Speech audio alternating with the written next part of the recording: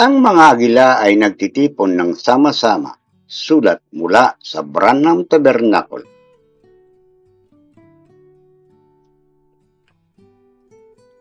Pagbati sa lahat ng ating mga kaibigan sa buong mundo, sa buong Korea, Japan, Singapore, Vietnam, Cambodia, Malaysia, Java, Kodja Island, at lahat ng isla sa Southeast Asia, Papua New Guinea at Australia sa Pacific Ocean. At isang espesyal na pagbati sa aking mga kapatid na Kiwi sa New Zealand, ang dati kong tahanan noong bata pa ako. Sigurado ako nakakamiss yung fish and chip sa Miramar malapit sa Wellington, North Island. Magandang umaga, ngayon, Hulyo 13, 2024. Napakasaya kong maging isa sa kanila. Tulad mo, ang hinirang na nobya ni Kristo. Humiwalay ka na ba sa lahat ng kawalan ng pananampalataya? Lagi ka bang kumukonsulta sa iyong pastor? O sinasabi mo ba ang amin sa lahat ng nasa tape? Naliligaw ang mga pari at mga laiko sa bawat panahon.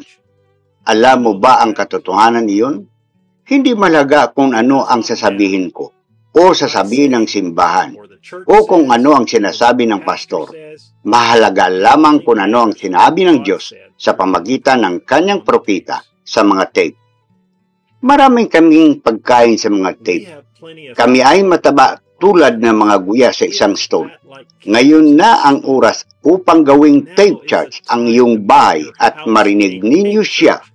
Kung gusto mo ang nilalaman ng liham ng video na ito, kopyahin at bahagi ang link sa WhatsApp sa ibang mga mananampalataya. Ipaalam sa kanila kung saan ka nakatayo. Ngayon, narito ang sandali. Nababasahin natin ang liham ng pagtitipon ng mga agila na sama-sama mula kay Brother Joseph Branham sa Jeffersonville, Indiana.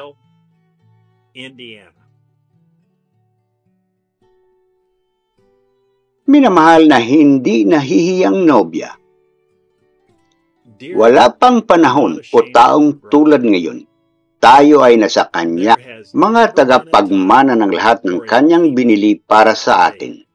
Ibinahagi niya sa atin ang Kanyang kabanalan hanggang sa Kanya. Tayo ay naging ang mismong katuwiran ng Diyos. Kilala niya tayo sa pamagitan ng banal na utos na tayo ay magiging kanyang nobya. Pinili niya tayo, hindi natin siya pinili. Hindi tayo dumating sa ating sarili. Ito ay kanyang pinili. Ngayon ay inilagay niya sa ating puso at kaluluwa ang buong kapayagan ng kanyang salita. Araw-araw inihayag niya ang kanyang salita sa atin. Ibinubuhos ang kanyang espiritu sa atin.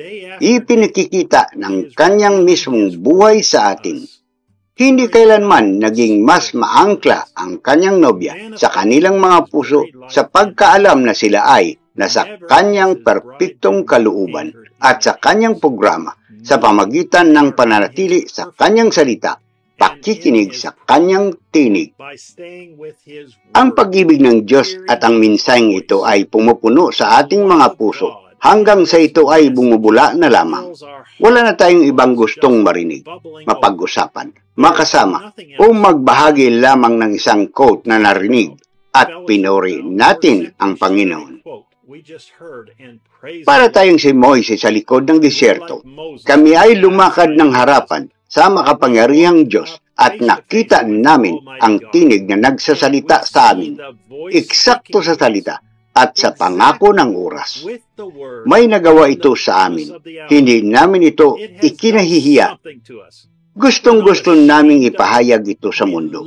Naniniwala kami na ang Panginoong Hesus ang mensahe ng oras at kami ay kanyang nobya. Pinatibay niya tayo ng kanyang salita. Walang anino ng pagdududa. Ito ang ibinigay na paraan ng Diyos. Hindi nagbabago ang isip ng Diyos tungkol sa kanyang salita. Pinili niya ang kanyang ikapitong anghel upang tawagin ang kanyang nobya. At pagkatapos ay panatilihin siyang naaayon sa kanyang salita. Walang anuman sa buhay na ito kundi siya at ang kanyang salita. Hindi tayo makakakuha ng sapat na ito. Ito ay higit pa sa buhay para sa atin. Ang Ebanghelyo at ang kapangyarihan ng makapangyarihang Diyos ay lumaganap sa buong mundo tulad ng dati. Ang salita ay nasa mga kamay at tainga ngayon ng nobya. Ang oras ng paghihiwalay ay nagaganap na ngayon. Kapag ang Diyos ay tumatawag ng isang nobya at ang diablo ay tumatawag ng isang simbahan, mahal ka namin at ang iyong salita, Panginoon. Hindi tayo makakuha ng sapat. Kami ay nakaupo sa presensya ng iyong salita, araw-araw, naghihinog, naghahanda para sa iyong malapit na pagdating. Ama, dapat itong maging malapit. Nararamdaman namin ito, Panginoon. Naghihintay kami ng may matinding pag-asa. Ama, maging mas tapat tayo at muling babaguhin ang ating mga panata. Alam namin na ang aming pananampalataya sa iyong salita ay nag-aalab sa aming puso. Inalis mo lahat ng pagdududa. Walang anumang doon kundi ang iyong salita. Sigurado kami at hindi kami nahihiyang sabihin sa mundo. Kami ang iyong tape bride. Gusto kong anyayahan ang mundo na sumama sa pakikinig sa amin ngayong linggo sa alas 12 ng tanghali, oras ng Jeffersonville.